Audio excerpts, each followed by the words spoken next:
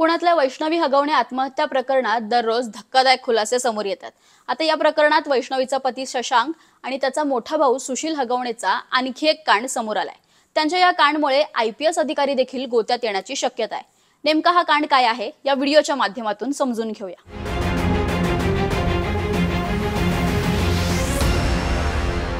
मूळचे भुकुमगावचे असलेले आणि सध्या बावधनमध्ये राहत असलेले राजेंद्र हगवणे यांचं कुटुंब पोलीस नोंदीनुसार पौड पोलीस ठाण्याच्या कार्यक्षेत्रात येतात। मात्र बंदुकीचा परवाना मिळवण्यासाठी त्यांनी पुणे पोलीस आयुक्तालयाच्या हद्दीत असल्याचा भाडेकरार सादर करून पुणेकर असल्याचं भासवलं।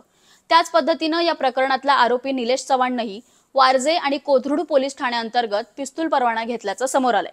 सोप्या भाषेत सांगायचं झालं तर बनावट पत्ता सादर करून त्यांनी पिस्तूल मिळवली।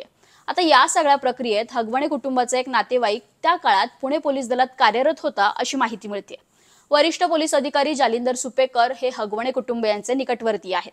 त्यामुळे परवाना मंजूर प्रक्रियेत राजकीय किंवा अंतर्गत हस्तक्षेप झालाय का याची चौकशी सुरू असून संबंधित IPS पोलीस अधिकाऱ्यांची भूमिका, त्यांची निर्णय प्रक्रिया आता तपासाच्या केंद्रस्थानी आली आहे। वैष्णवी मृत्यू प्रकरणात हे नवनवीन खुलासे दररोज येतच चाललेत, पण यामध्ये सगळ्यात महत्त्वाचा प्रश्न आहे वैष्णवीला न्याय कधी मिळणार, त्या आरोपींना शिक्षा कधी होणार।